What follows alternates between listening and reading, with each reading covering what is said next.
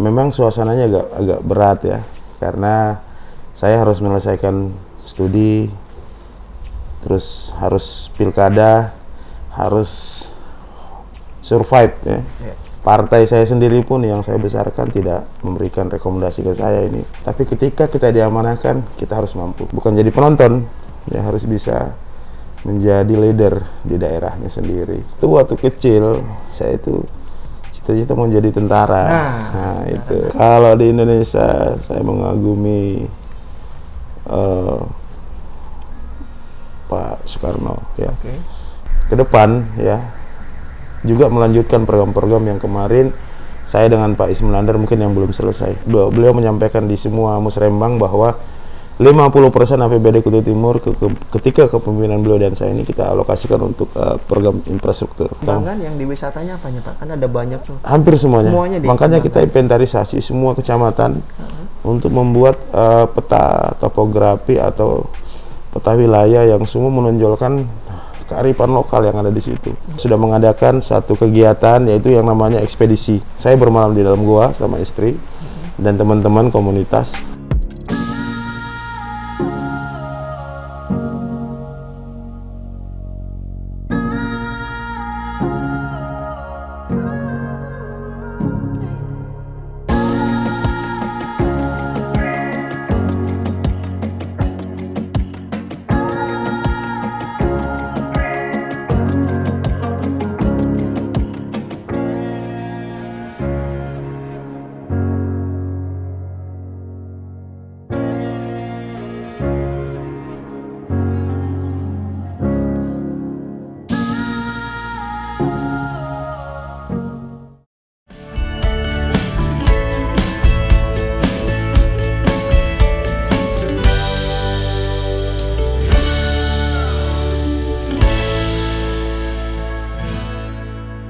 Halo Tribunar, Assalamualaikum warahmatullahi wabarakatuh. Hari ini kita ada tamu spesial dari Kutai Timur, Bapak Wakil Bupati Kutai Timur, Bapak Doktor, ya karena sudah dokter nih, Kasmidi Bulang. Saya pertama ucapkan dulu, Assalamualaikum Pak. Waalaikumsalam warahmatullahi wabarakatuh. Dan selamat atas prestasi besarnya Pak. Kalau nggak salah di bulan Desember Pak ya. Doktornya itu atau dokternya kemarin di bulan Januari. Nah, iya, tapi selesainya Desember udah sudah dapat titel dokter itu. Tentu kan saat itu kalau nggak salah lagi ada pemilihan bupati Pak ya. Pilkada daerah di Kutai Timur. Kemudian juga beliau menyelesaikan studinya yang S3 ini bukan barang mudah, saudara-saudara.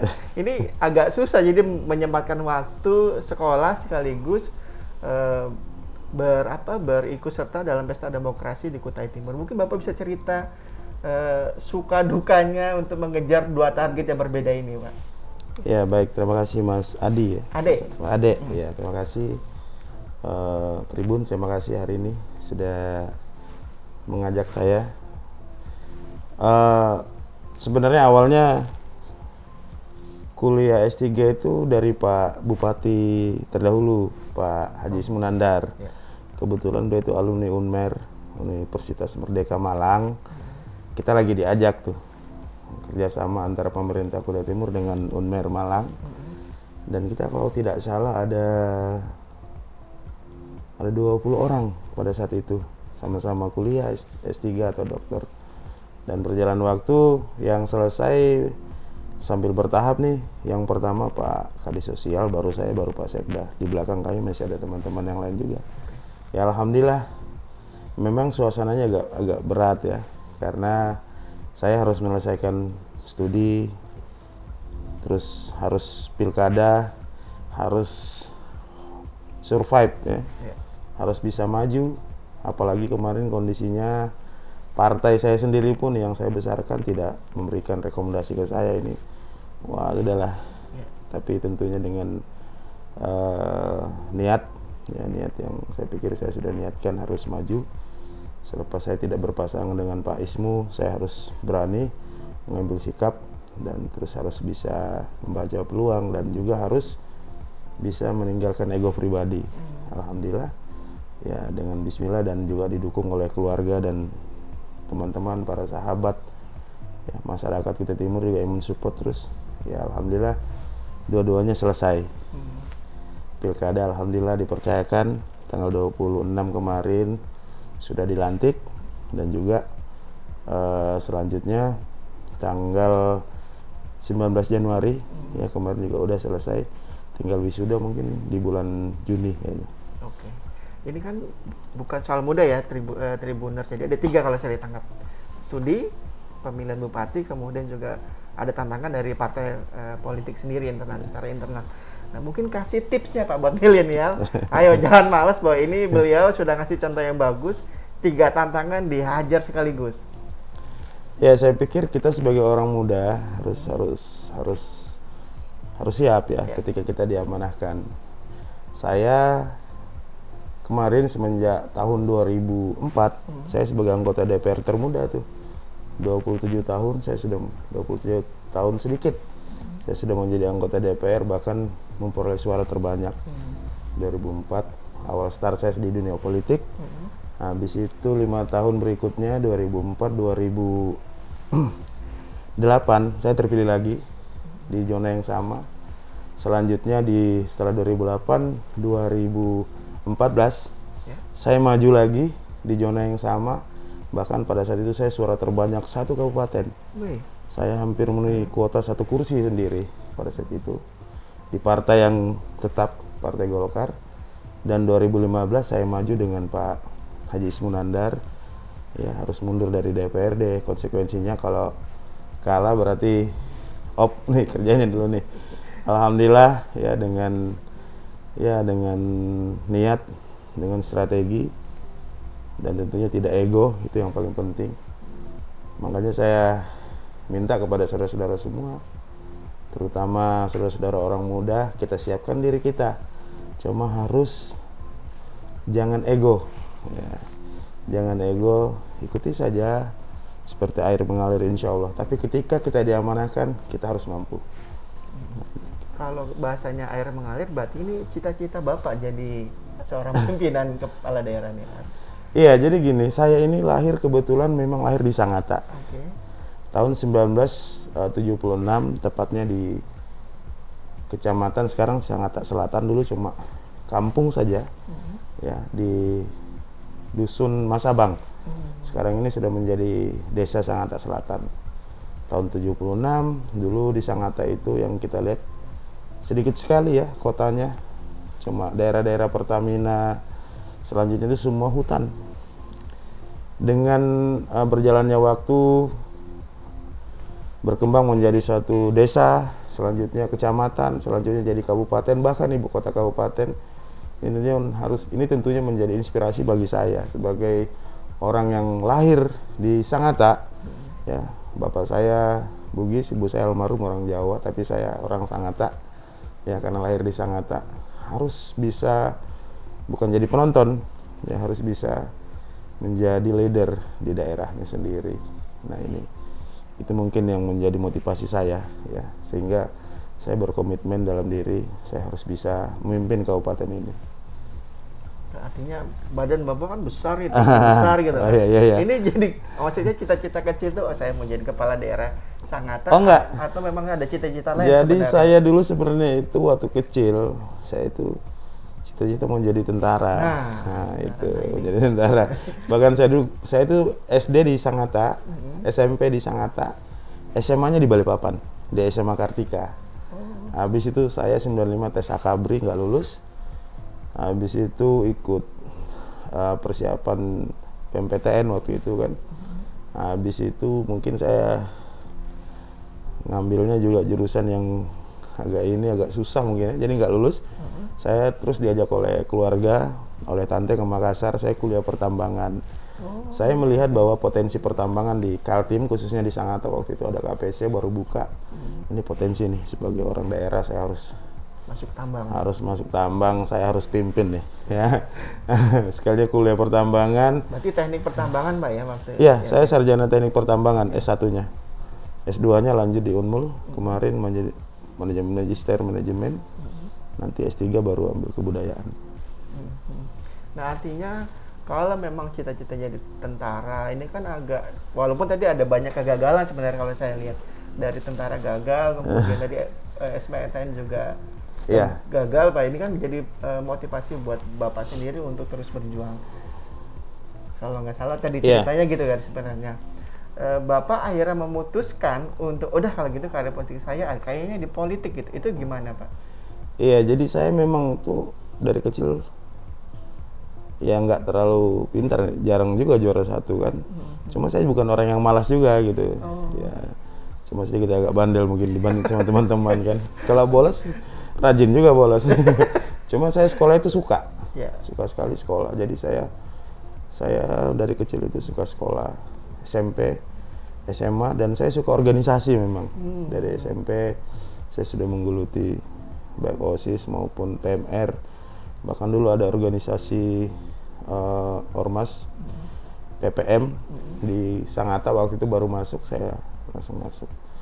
Begitu juga pas SMA di Balikpapan, bahkan saya ikut ekstrakurikuler marching band Tanjung Pura pada saat itu, salah satu. Terus Kempo, olahraganya olahraga Kempo, terus ya banyak lah yang normatif seperti bola apa semua. Kalau boleh tahu guru politiknya Pak Kasmini itu siapa sebenarnya? Kalau boleh tahu, karena tadi kan ngelihat sejarahnya lumayan nih, nggak ada hubungannya dengan politik ini. Iya, iya. Saya banyak mengagumi orang-orang hebat aja sih. Oke. Ya, orang-orang hebat. Boleh sebut nama Indonesia atau orang luar ini? Kalau di Indonesia saya mengagumi Pak Soekarno ya. Oke. Beliau orang Apanya yang dikagumi? berjiwa saya banyak baca-baca tulisannya, terus ya beliau itu seorang tokoh bangsa yang berjiwa besar ya, saya pikir. Saya mungkin sampai di situ aja, masalah ke bawah kemana saya nggak campur. Saya melihat beliau itu yang Guru bangsa, berjiwa besar, guru bangsa. Bahkan di akhir hayatnya dalam kondisi-kondisi sakit pun kan, kalau kita baca ya, tapi tanda kutip ya, saya nggak merembet ke turunan yang lain. Turunannya, Nah, oke. saya hanya melihat Guru bahwa bangsanya itu, Pak, ya? ini seorang insinyur nih, Ya. insinyur. Oh. Peng kan, insinyur bisa. Orang teknik Ya, sudah. orang teknik ya. Iya, Nah, iya, iya. dari teknik bisa menjadi guru bangsa, terus mendiri negara ini. Ya.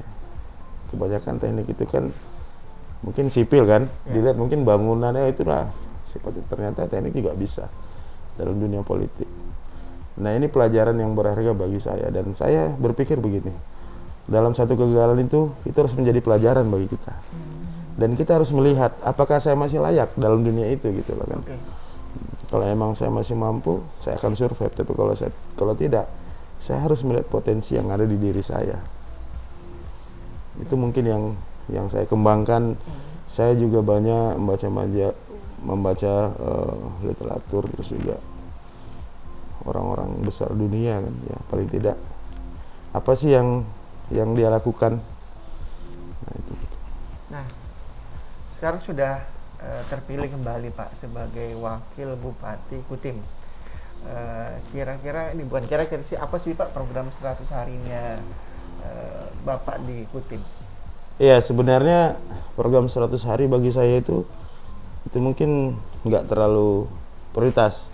Karena saya ini incumbent kan, saya ini melanjutkan. Jadi memang alhamdulillah juga minggu kemarin kita baru selesai musrembang 18 kecamatan bersama-sama dengan Bapak Bupati. Ya, kita start mulai dari kecamatan pertama yaitu Rantopulung. Habis itu ditutup kemarin di kecamatan Karangan. Dari 18 kecamatan, kalau saya mungkin sudah paham bahwa ini yang akan kita, sebagian besar akan kita bangun. Kalau Pak Bupati kan sempat nganggur 5 tahun kan.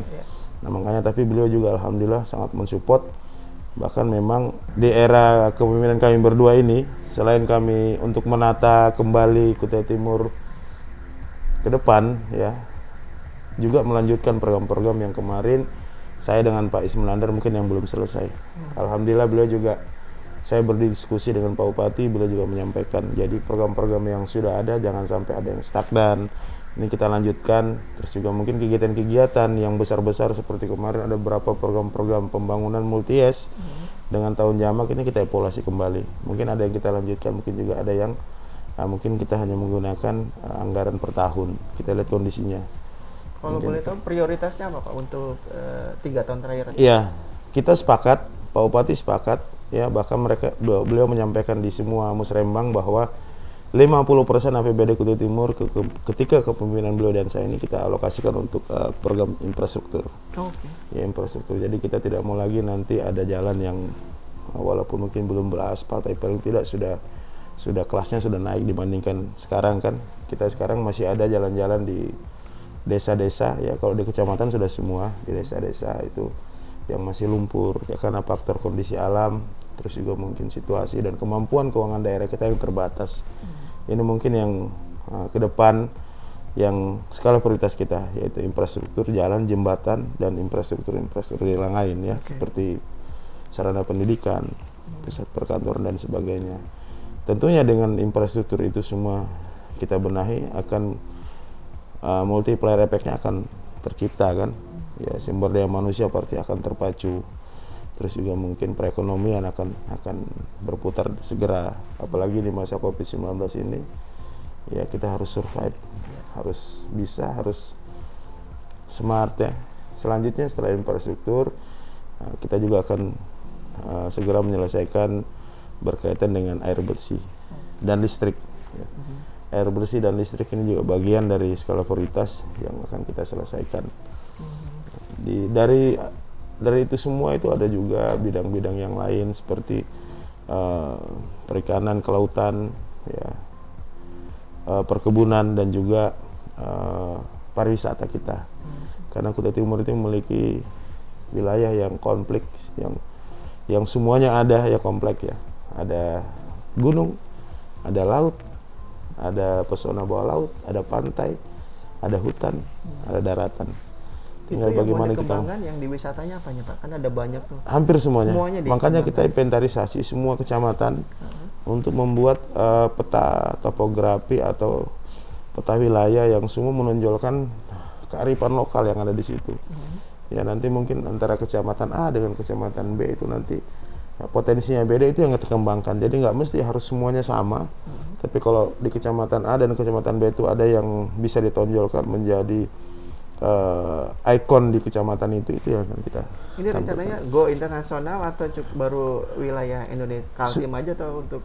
Sudah ada yang go internasional ya, seperti Gua Telapak Tangan yang kemarin kita menang sebagai cagar budaya dunia, itu kan sudah go internasional. Selanjutnya ada juga seperti hutan WHA yang sudah dibayar oleh internasional, itu kan juga go internasional. Itu bahkan setiap bulannya ada turis-turis yang datang. Nah, ini kan artinya tinggal kita membuka peluang saja. Tapi tentunya harus dibarengi dengan infrastrukturnya dulu. Orang naik ke gunung, ke Gua Telapak Tangan itu, kalau kemarin kita hanya batu-batu, sekarang mungkin kita bikinkan tangga sehingga orang naik ke sana itu juga unsur keselamatannya juga terjaga. Nah, upaya mengundang wisatawan asing ke tadi Pak sebutkan, ke yang Telapak Tangan, kemudian ada beberapa tadi juga disebutkan oleh Bapak. Bagaimana Pak mengundang mereka? Ya, kebetulan saya S3-nya doktor kebudayaan ya. Saya mengambil disertasi saya itu berkaitan dengan tarian longplay yang digunakan memakai ornamen adat Dayak itu yang dari rumbayan daun pisang. Ya, ini sangat kalau kita melihat ini unsur-unsur magic dan juga unsur-unsur lokalnya itu sangat kental sekali ya. Tarian itu. Nah, terus juga kemarin saya semenjak menjadi wakilnya Pak Ismu juga sudah mengadakan satu kegiatan, yaitu yang namanya ekspedisi. Ekspedisi pertama itu kita lakukan bermalam di Gua Telapak Tangan, itu kemarin saya yang buka. Dengan artinya wisatawan asing atau dengan saya mengajak semua teman-teman komunitas pecinta alam, terus pemerintah daerah saya ajak ya, para kadis apa semua. Kebetulan acaranya kita Sabtu Minggu weekend kan, jadi tidak mengganggu jam kantor waktu itu. Saya bermalam di dalam gua sama istri dan teman-teman komunitas. Habis itu kita expose, kita mediakan, kita expose. Alhamdulillah itu salah satu kemarin Gua Telapak Tangan itu menjadi nominasi. Makanya kemarin Kutai Timur di tahun 2017 itu ada yang 5 jari, itu salah satu gua telapak tangan yang kita promosikan ya. Selanjutnya ekspedisi kedua, saya kembali lagi mengadakan satu perjalanan untuk mengangkat potensi wisata kita, yaitu di hutan Wehea. Kalau tadi di Karangan, ya di Goa Telapak Tangan itu yang ada di Karangan, dan di sana juga dari goa itu banyak sekali ya, ada selain goa terus juga ada sumber air panas yang sekarang juga bisa dinikmati. Nah itu semua akan kita jaga kelestariannya dan kita mau kita bangun ya fasilitasnya. Selanjutnya tadi ekspedisi yang kedua, saya dan teman-teman sekali lagi di tahun berikutnya saya mengadakan lagi ekspedisi kedua di hutan Wehea. Ya. Ada rencana mengundang Pak Jokowi di ekspedisi satu malam ada gitu? rencana pasti ada rencana itu yang kedua. Selanjutnya setelah itu hutan Wehea itu kan, tapi hutan Wehea sudah lama memang kan ya. Sudah lama diurus oleh dunia ya sebagai paru-paru dunia, dan itu terjaga sampai hari ini. Selanjutnya baru kemarin sebelum Musrembang diadakan, saya membawa teman-teman ya dan juga media, selanjutnya komunitas pencinta alam dan juga beberapa kepala SKPD OPD ya, dan tim hadir dengan saya, kurang lebih sekitar hampir total dengan masyarakat itu kurang lebih sekitar hampir 300 orang. Kita ekspedisi 3, tepatnya di Sungai Atan. Nah Sungai Atan itu aliran sungai dari Busang. Kita di Kecamatan Busang itu adalah kecamatan yang paling jauh ya dari kabupaten, dan di Kecamatan Busang itu kita ke desa paling ujung yang namanya Desa Mekar Baru. Dari Desa Mekar Baru kita naik kapal kapal kecil, menyusuri Sungai Atan itu kurang lebih sekitar 3 jam naik ke hulu. Naik lagi ke hulu, nah di sana ada pesona wisata yang luar biasa. Ada air terjun, ada sumber air yang keluar dari batu yang diyakini oleh masyarakat di sana. Ketika dia memasak, apa yang dia masak itu lebih gurih. Ya karena air itu punya, saya belum lihat hasilnya, tapi kemarin saya suruh tim ambil, kita kaji di lab apa hasil kandungan daripada air ini, layak atau enggak untuk dikonsumsi langsung atau mungkin harus diapakan. Tapi diyakini oleh masyarakat, karena di sana itu masyarakat kalau dulu katanya kalau dia mendapat beras jatah dulok itu, dia beramai-ramai datang ke sana untuk mengambil air itu saja supaya dimasak dengan beras itu. Jadi beras itu tidak berubah warna, terus juga lebih gurih rasanya menurut mereka. Itu airnya keluar dari batu? Airnya gitu? Keluar dari batu. Sudah lama berarti Pak? Itu udah lama sekali. Jadi, udah lama sekali bagi mereka. Nah di sampingnya juga kurang lebih sekitar 100 meter dari lokasi itu ada air terjun yang luar biasa juga pesonanya. Terus juga daerah sana itu karena terkenal dengan sungai, ya di sana itu banyak kiham. Arus deras baru ada batu-batu yang menonjol-menonjol itu. Jadi bagi kita yang suka hobi traveling khususnya ekstrim, asik tuh naik chest terus ya kalau apa namanya jokinya atau motorisnya nggak paham, dia bisa nyangkut di batu, bisa tenggelam ya. Asik. Tapi bagi kita yang hobi suka petualangan dengan kondisi ekstrim gitu, malah tantangan. Ya itu asik kalau bagi saya. Ikan-ikan lompat-lompat. Oh iya, kebetulan potensi ikannya di sana kalau lagi musim kemarau, airnya itu yang tadinya mungkin airnya 2 meter atau 3 meter, musim kemarau kadang-kadang cuma sekitar 40 cm aja. Kadang-kadang kapal nggak bisa lewat, ditarik. Ikannya kelihatan. Nah itu yang mau kita explore ya, mau kita jual ke depan. Apalagi ikan-ikannya itu ikan-ikan yang mungkin unik. Di sana ada namanya ikan selogoan yang besar, yang sisinya besar itu yang enak dimakan, gurih. Nah itu. Nah ini mengingatkan saya Busang itu soal memori. Ada bukunya Pak soal Busang. Waktu itu kalau nggak salah soal emas, pertambangan emas. Nah ternyata ada air terjun, kemudian ada ikan-ikan juga yang malah banyak tantangan Pak ya kalau suka traveling alam. Mungkin bisa diajak Pak kepada para tribuner datang ke Busang untuk mencoba tantangan alam menuju Busang. Jadi Busang bukan lagi memori soal emas, tapi memori soal kekayaan alam yang mungkin belum kita tahu sedetail apa gitu Pak ya. Oke. Saya lanjut ke pertanyaannya 100 harinya Pak. Saya dengar bahwa Kutim itu mencoba mengarah ke smart city. Ya itu boleh tahu Pak, rinciannya sebagai smart city itu seperti apa? Iya, baik. Saya kembali dulu sebentar tadi. Oke, oke, oke. Nah, tadi yang saya bilang tarian itu tarian hudok namanya.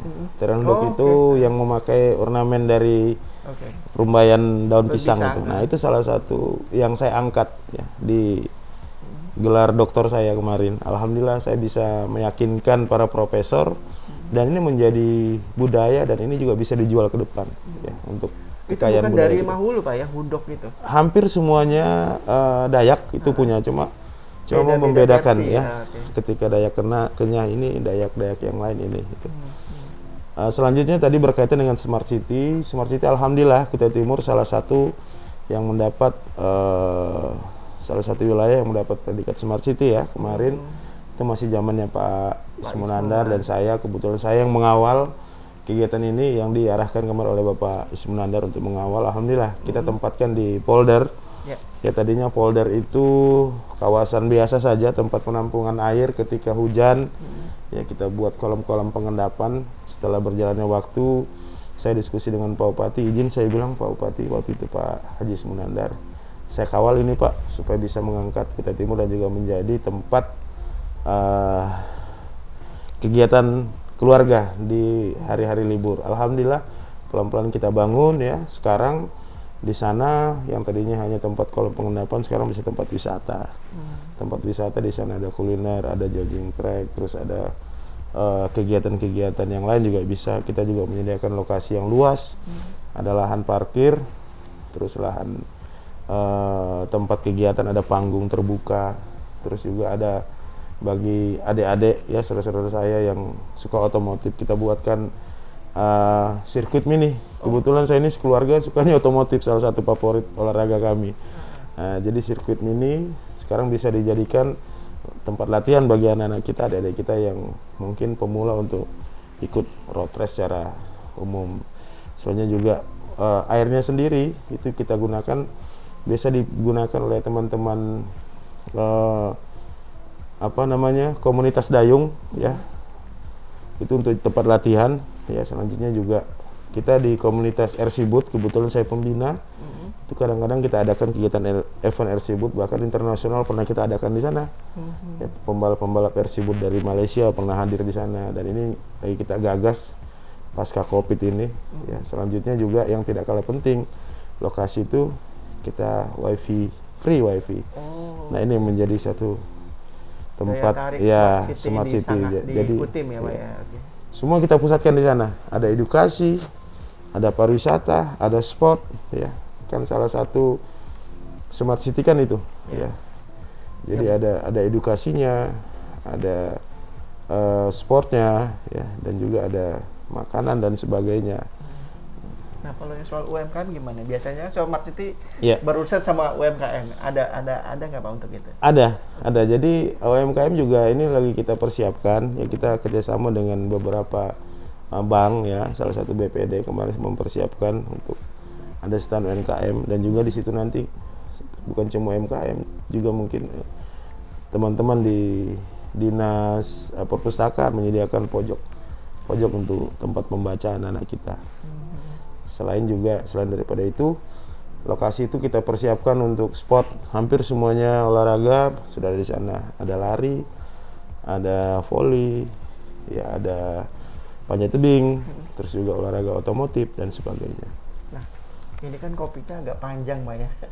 Dulu kita berharap wah setahun mudah-mudahan sudah selesai. Ternyata setelah Covid ulang tahun di tahun pertama ini ternyata masih berlanjut. Adakah bantuan buat teman-teman di UMKM Pak untuk di Kutim sendiri? Kita ada ya. Jadi memang ini kan program dari kementerian kan. Program kementerian pertama UMKM ini kita bantu ya. Dan tahun ini sudah kita pelan-pelan kita alokasikan ya. Tapi tentunya tidak semuanya langsung karena kemampuan keuangan daerah juga harus kita bagi. Selain 30% yang tadinya kita ada refocusing ya, sudah kita alokasikan, ternyata harus ada anjuran dari kementerian, bahkan Pak Presiden untuk merubah kembali untuk mengusulkan kegiatan-kegiatan COVID dan pasca COVID. Alhamdulillah ada ya, kita pelan-pelan UMKM dan kita data dulu. Kita data dan jenis usahanya apa, dan juga kita akan buatkan program-program seperti mungkin petani ya, kita bantu bibit dan jelas di mana tempatnya. Jadi lebih langsung mengena ke orangnya, tidak secara umum. Kalau untuk Kampung Tangguh sendiri diikutin gimana soal COVID ini? Alhamdulillah kita juga kemarin ada peresmian Kampung Tangguh ya, baru-baru ini Kampung Tangguh udah kita resmikan dan kita semua kecamatan ada ya, yang kerjasama dengan TNI Polri ya, dan dimotori oleh Babim Kamtibmas dan Babinsa dan camat kita yang ada di kecamatan ya. Kampung Tangguh itu kalau masyarakat kita kasih bibit Bibit ya, ikan, bibit ikan, bibit pertanian ya. Ada berapa desa sudah sekarang Pak yang kategori Hampir Kampung semuanya kecamatan ini sementara mau kita galakkan. Bikin jadi Kampung Ya. Tangguh. Jadi itu nanti menjadi pilot project di kecamatan itu, sehingga nanti desa-desa yang lain itu juga mengikut melihat potensi yang ada. Karena kan kita tadi yang saya bilang, mungkin di desa ini potensinya ikan ya, Ya. karena di sana punya wilayah yang banyak didominasi oleh air. Ya. Di sini gunung, tidak mungkin sama kan perlakuannya. Makanya ini berjalan satu-satu, habis itu bergerak lagi ya. Nah ini yang lagi kita lakukan. Oke. Nah itu banyak sekali program yang sudah diprogramkan oleh Pak Wakil Bupati. Cuman kita mau menghadapi musim kemarau nih Pak. Bahasanya itu ada karhut lah. Ya. Nah mungkin Pak Kesmidi bisa memberitahukan ke Tribuners apa persiapan Kutim menyambut, bukan menyambut sih, mengantisipasi karhutlah di Kutim.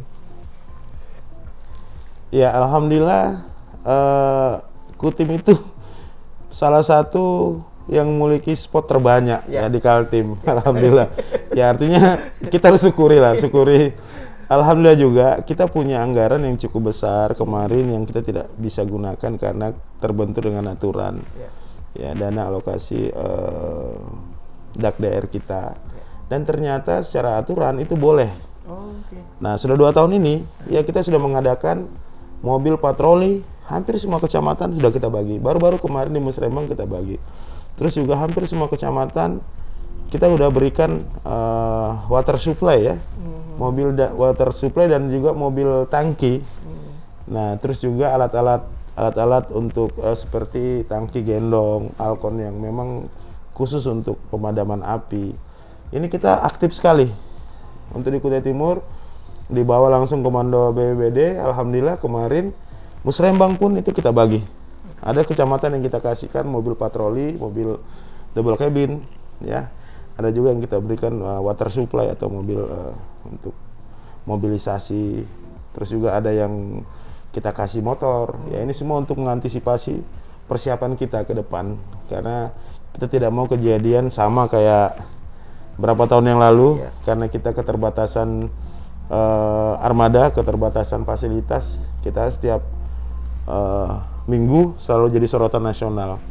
Ya bahkan kemarin Pak Pangdam, Pak Kapolda, waktu zaman Pak Ismu dengan saya itu langsung turun tangan langsung mengamati Kutai Timur nih, paling banyak ini spot-spot titik apinya. Insya Allah sekarang bahkan itu ada kita bentuk relawan-relawan di setiap kecamatan. Dengan tadi ada alat tersebut, kemarin hasil Musrembang kami sampaikan untuk segera membentuk relawan-relawan.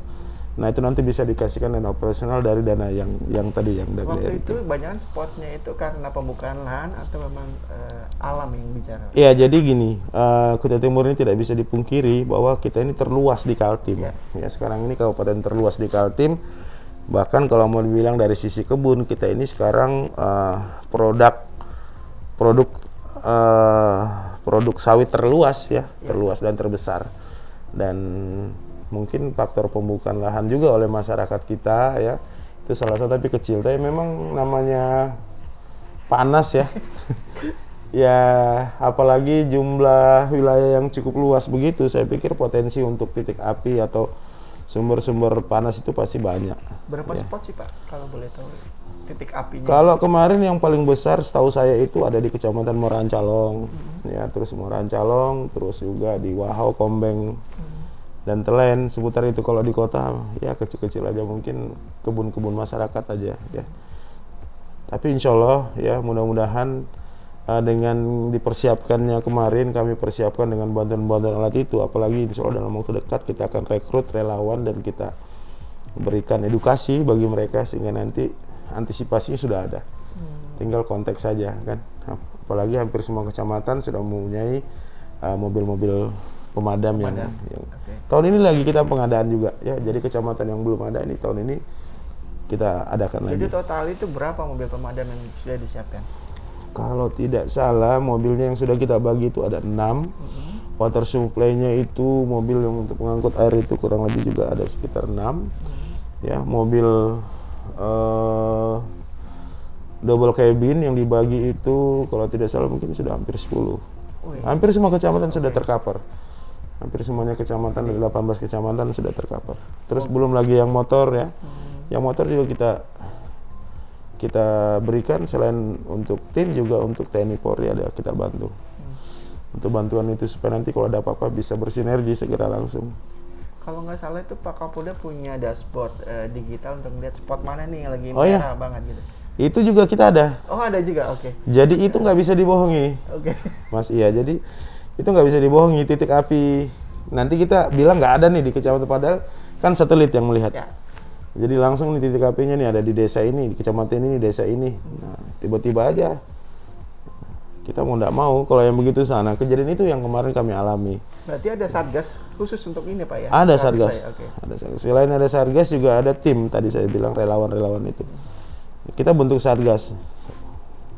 Koordinasinya langsung ke Bapak atau ke Pak Bupati? Pak Bupati pimpinannya. Ya langsung pimpinan Pak Bupati. Pokoknya hari itu siapa jabatan tertinggi dia menjadi komandan.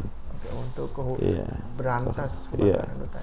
Dan ini sudah persiapan. Ya, kita juga selalu berkoordinasi dengan sahabat-sahabat terkait ya, seperti Pak Kapolres, Pak Dandim, ya, dan Lanal untuk mengantisipasi ini semua. Ya. Oke, terakhir nih Pak, satu dari ini mungkin banyak dipertanyakan ke kami, belajar dari Pak Ismu Nandar gitu Pak. Apa yang kita petik atau hikmahnya dari peristiwa Pak Ismu untuk karir Bapak di Kutim sendiri? Iya. Baik, saya pikir kejadian untuk Kutai Timur dan daerah-daerah yang lain ya itu menjadi pelajaran berharga buat kita semua, khususnya kepala daerah, wakil kepala daerah atau siapapun ya. Ya jangan sampai terulang lah ya. Sebisa mungkin kita hindari itu kan.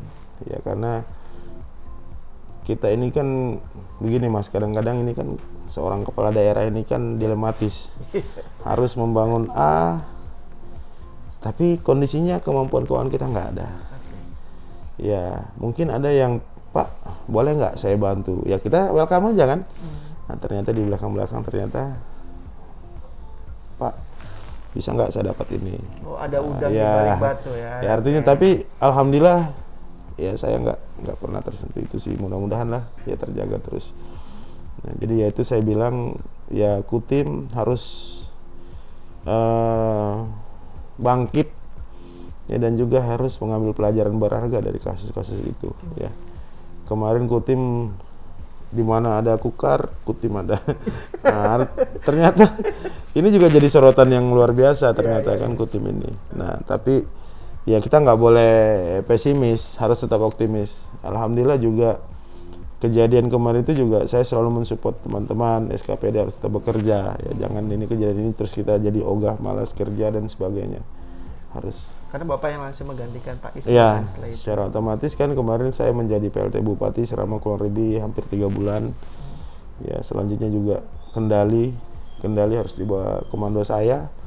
Ya saya harus bisa langsung. Itu bagaimana membangun atau memotivasi teman-teman agar ayo terus bergerak ke depan gitu? Pertama ketika saya mendapat SK dari Pak Mendagri kurang lebih sekitar 7 hari setelah kejadian, saya langsung pimpin rapat terpadu. Saya wajibkan semua kepala OPD, kepala dinas, badan, kantor, terus juga Sekda. Ya, saya didampingi oleh Pak Sekda, terus juga para asisten dan kepala OPD tadi. Saya menyampaikan dengan tegas dan gamblang bahwa ini pelajaran berharga, jangan lagi ada kejadian ini. Itu yang pertama. Yang kedua, kita nggak boleh tidur karena kejadian ini, atau kita tidak boleh malas, saya tidak boleh takut. Kita harus tetap bisa mempertahankan kabupaten ini sehingga tidak anjlok. Karena kemarin luar biasa, Mas. Ya. Ketika kejadian itu, apalagi mungkin dengar yang Pak Mendagri yang di Balikpapan ketika saya nggak hadir, karena kan cuma tinggal satu saya aja kan, Iya. nggak hadir. Itu tim mana tuh? Yang diwakili hanya asisten saya karena harus pimpin rapat di kabupaten. Saya koordinasi dengan DPR juga, jadi saya utuslah asisten satu untuk mewakili saya. Itu kondisinya anggaran kabupaten kita cuma kecil. Ya. Sementara kita harus membiayai yang disampaikan Pak Mendagri itu membiayai yang namanya pilkada.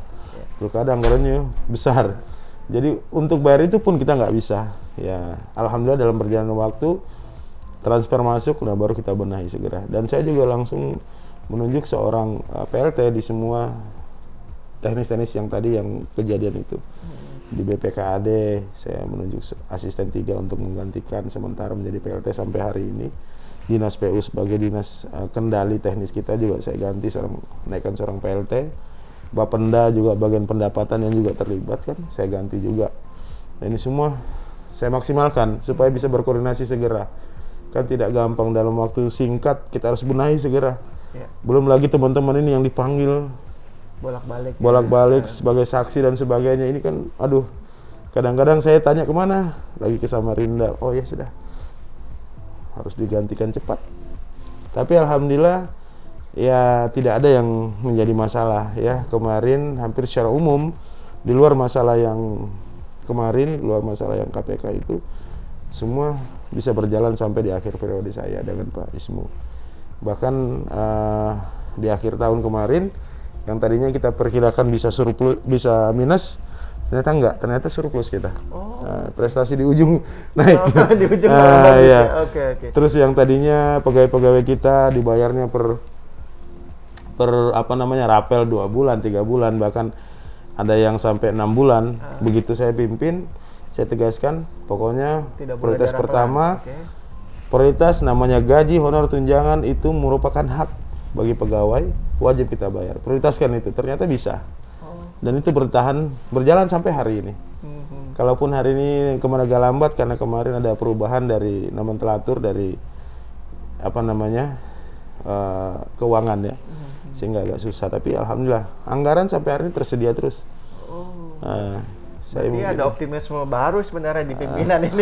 Insya Allah. Oke. Ya, insya Allah kita memanfaatkan semua kelebihan-kelebihan dari para pejabat-pejabat kita untuk mencari porsi-porsi anggaran yang memang dibolehkan. Ada komunikasi terakhir dengan Pak Ismu Nanda? Ada. Saya komunikasi terakhir kemarin setelah pilkada. Setelah pilkada ya kurang lebih sekitar 7 bulan baru saya bisa komunikasi dengan beliau ya. Kalau tidak salah saya kemarin komunikasi dengan beliau itu di awal bulan 1.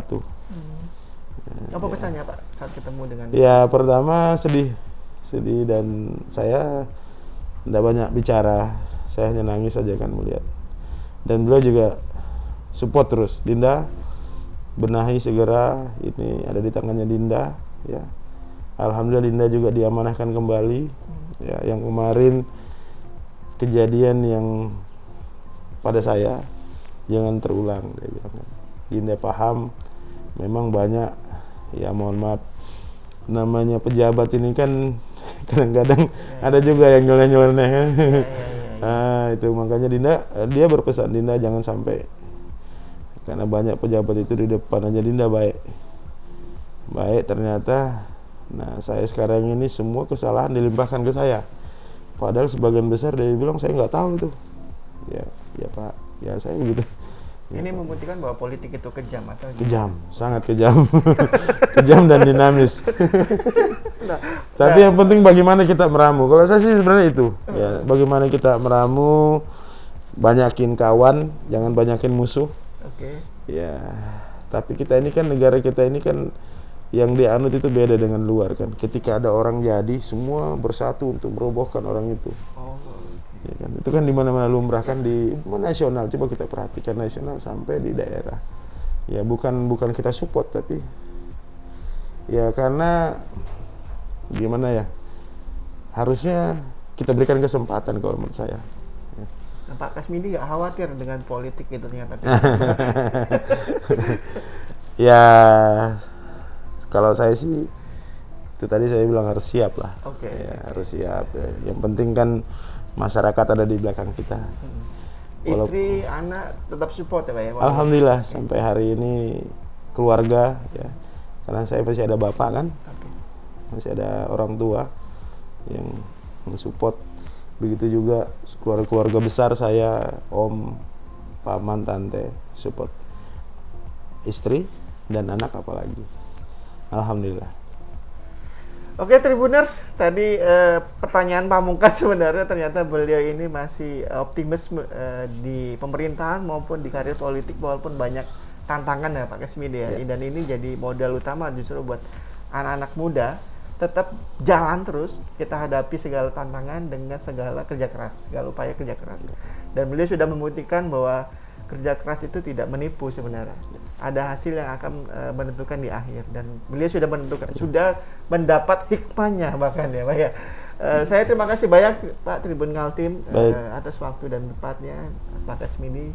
Selamat sekali lagi menjadi pimpinan di Kutai Timur dan sekaligus menyandang status baru sebagai doktor. Dan sekali lagi terima kasih banyak. Itu dia Tribuners, salam dari kami Tribun Kaltim. Wassalamualaikum warahmatullahi wabarakatuh.